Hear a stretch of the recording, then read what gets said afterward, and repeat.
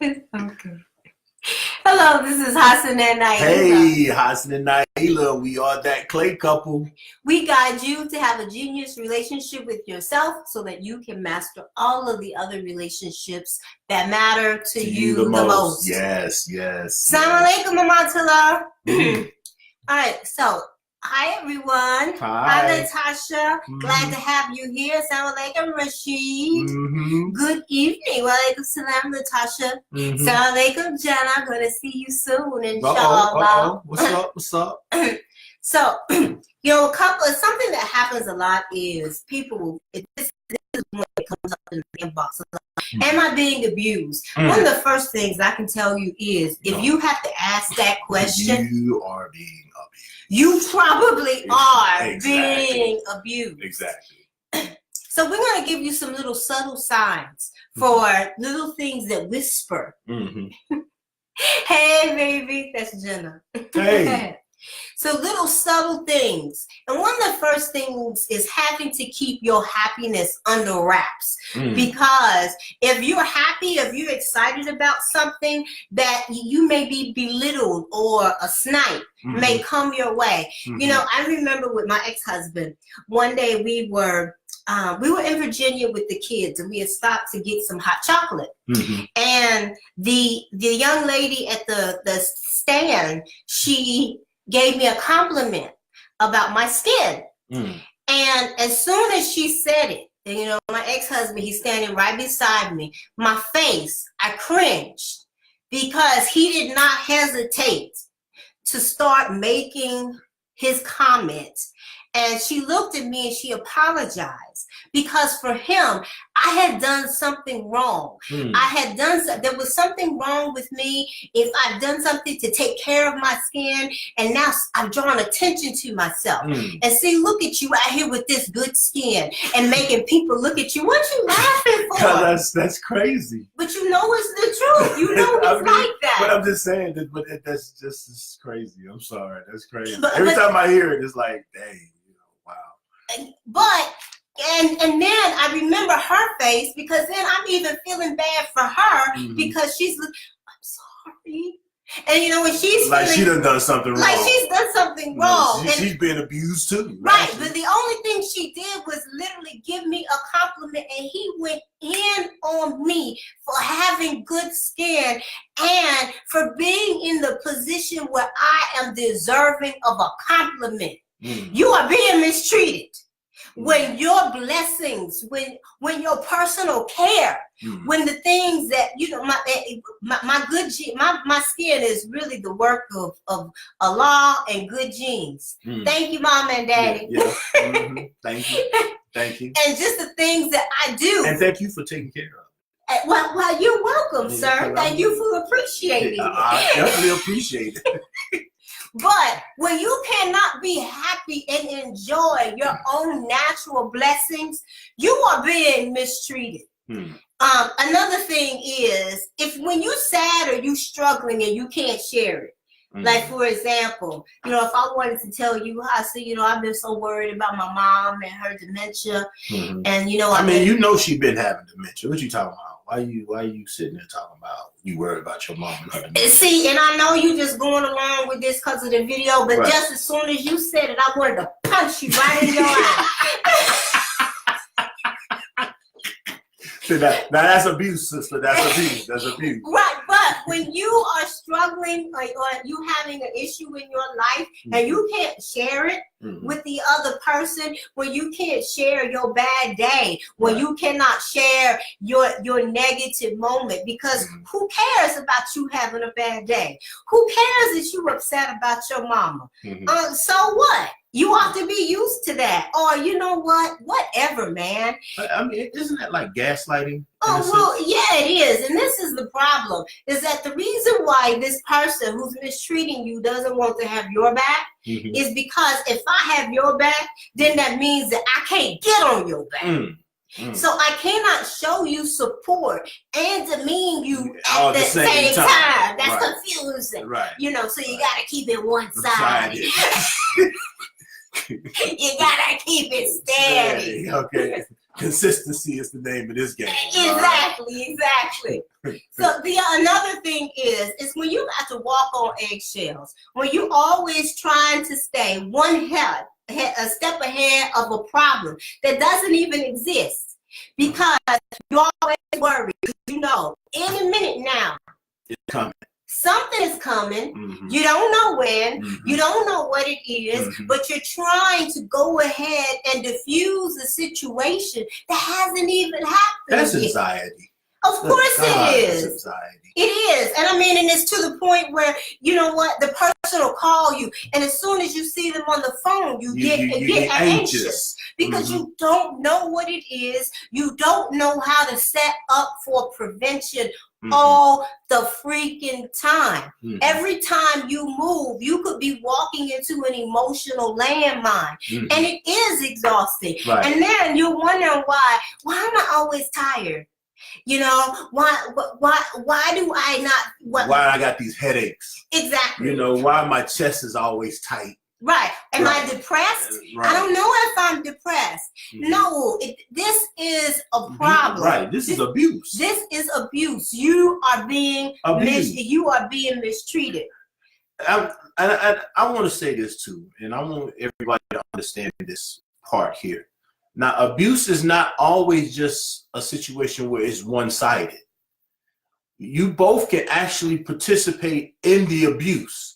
Right, because you know that's how when I left my last marriage, that's when I knew I needed to leave, because I started treating him the way he treated me. Right. And I didn't care. Right. And once I got there, I knew I was leaving. I didn't know when, but when that happened, I knew I needed to leave immediately because I couldn't act like him. You're right. And, you know, and people start, you know, and here's when you know that you are in an abusive relationship for both of you. Every time you turn around, y'all are like cats, you know, like dogs, just bumping. And then you stay under the belt. Every disagreement is under the belt. Everything and nothing has a boundary. Nothing has a boundary. This is abuse. Because there needs to be some places where you just don't won't go. Exactly. There has to be some etiquette here about how we disagree and what are the limits to our disagreement.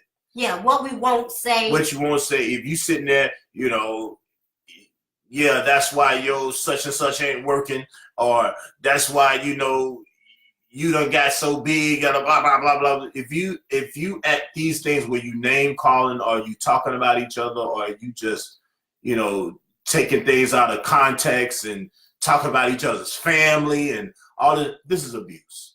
Okay. So the last part is when everything is your fault. Let's say they can't find their keys. Okay. Why are you laughing? Because you know you've heard this stuff before. You can't find, the person can't find their keys, and it's your fault because you bother them so much that you disrupt their memory. They have a memory. They have memory issues because of you. Because of you. You know, when you like, what am I doing to mess with your memory? You just hear. Every time I turn around, you talking to me. Right. And you know, and I can't keep up with everything that you say, and that's why I can't find my keys. Right. Okay. So let's say the problem with your child is and the child belongs to both of you, right? But get your child. What's wrong with you and your child? But you know what? Whatever this problem is with your child, it's your fault, because if you would spend more time with the child wouldn't have this problem. If you would look over their homework, the child wouldn't have this problem. If you was home more often, and you were talking to your child more often, the child wouldn't have this problem. And everything is your fault. They had a bad business deal. You know what? The reason why I made that bad business deal is because when I was on the phone with that person, you had just came in and you had just said something to me. It's your fault. Right. Everything is your fault. You don't know how you got in this situation. No, they're really just blaming you for, they ain't giving you no power. They blaming you for their shortcomings and their lack of capacity to do what it is that they need to do. You're right, Latasha. It will make you shake your head. But these are the things that we actually hear, and where people are literally in these positions and they are sitting back wondering, am I being abused? Another one is when everyone else is the measuring stick for success. When if you were more like Mike, or if you were more like Mike's wife, if you acted more like Mike's mama, if our kids acted like Mike's kids, you know what? Everyone else is the measuring stick for who or how you should be. And it doesn't mean that you may even have a skill set that's better than theirs, but it doesn't matter. It doesn't, right. Because you're not exemplifying the skills that I think you should be exemplifying. You're right, Jenna. This is not just in relationships. We can see any of this. We could definitely see this easily in work relationships. Or in siblings, or in parents, child. You can see this in any relationship. In any place that's sick and toxic. Exactly. Anything that where two people come together and they have to have some type of interaction, you can actually find this. Yes. You know, and we think that, you know, I don't know if I'm being mistreated because, you know, ain't nobody busted you in your eye. Right. But y'all, all of these things will bleed out of heart. All of these things hurt. These things hurt people and will in turn cause people to do things to hurt themselves because you have them questioning and then start turning inward and putting these blames and this judgment and shame on them on self for no reason whatsoever. And then they not only, like you say, because then not only the abuse turns into self-abuse.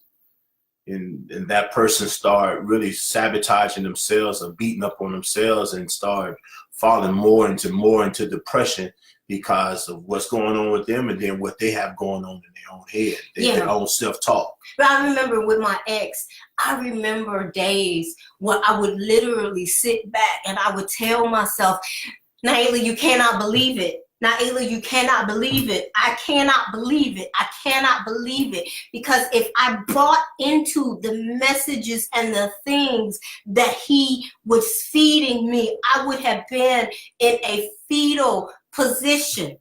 I would just, you cannot believe it. And it was hard because you're just like, how do you get here? Is there some truth to this? There must be some truth to it. Right. There has to, how does he love me and keep saying this to me? Maybe I'm doing something wrong. And I just kept telling him, you cannot believe it. You can't. And even on days when I questioned it and I doubted it, I would still say, you cannot believe it. And I didn't. I didn't. I just refused to believe that were true. And if it was going to be true, Dad darn it, he was not going to be the one to tell me. Silly. I won't go take it from him because I had enough sense enough to know that even from him that a truth could not come delivered well. Right. And I want people to understand that even though you hear Naila doing a lot of the talking right now, and it sounds like this might be something that women endure a lot, men endure it as well. They are abused as well. Now, they're not going to sit out and talk about it and put it on Facebook or put it on social media or whatever the case may be, but they're suffering silently at home. I mean, Hassan, you have clients. You have male clients that are being physically abused, that are being physically and emotionally and mentally abused by their wives. And what is so ironic, the things that we complain about by clergy and professionals telling you to be patient, just go home and deal with it, the things that they say to women, y'all, that's what they tell the men too. They tell the men the same thing because they don't know what to do. They don't know what to say. And so the thing is that if you don't do anything else, I'm going to tell you, you can't believe it. Right. I mean, because then for a man, if he's a person that say, well, I'm not going to put my hands on a woman and I'm not going to do this and I'm doing it, but yet still he getting his butt kicked. you know, or he's getting handled in a way that is very demeaning. Very not only is it disrespectful, it's demoralizing. Mm-hmm. You know, and so then he's sitting there suffering. Then he goes to someone he thinks that's of position, like a imam or somebody in the clergy, and they tell him, "Oh, it's gonna be okay. Just go home, and it's gonna be okay. Be patient." And what is he supposed to do? What is he supposed to do? What is a man supposed to do? What is anyone supposed to do? Right. So, but we want you to know, if the first thing is that really look at your life, mm-hmm. look at your circle, and see if any of these things ring true for you. Mm-hmm. And if they do, I need for you to believe it. Right.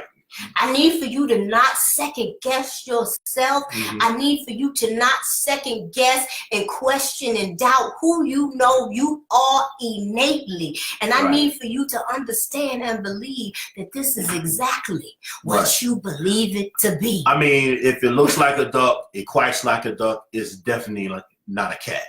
Okay, really, it's not a cat. It's a duck.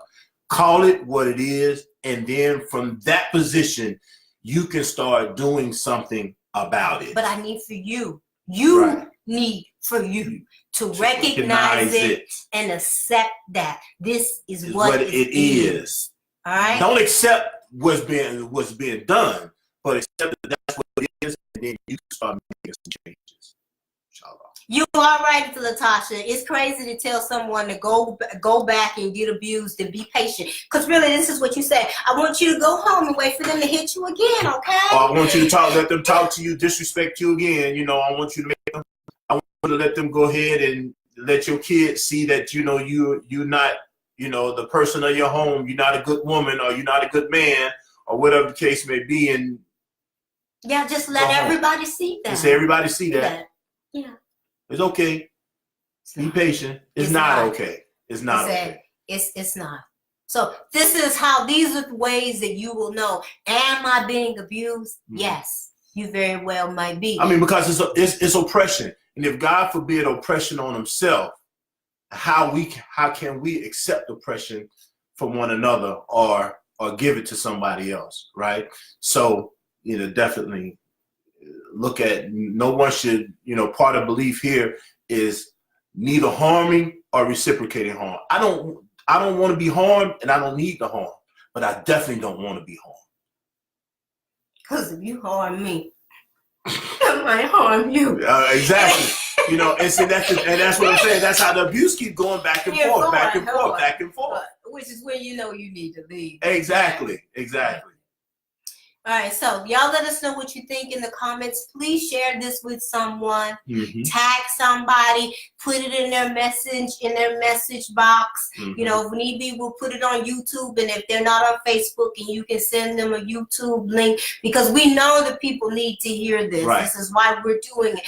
Please share it. Right. All right. And then you can do this inconspicuously. You know, just put it in their inbox if you know that they having some issues going on. You know what's happening with them. Put it in their inbox. Nobody has to know. You don't have to tag. You don't have to tag them. Or whatever. Just put it in their inbox. They need the help more than we need the likes. All right. Sound alaikum, Samiha. Good to see you. Thank you, Rabia. We thank you so much. We appreciate you. Yes. Y'all let us know what you think. Please share, pass, and as always, we appreciate you. And don't forget, check us out at thatclaycouple.com, www.thatclaycouple.com.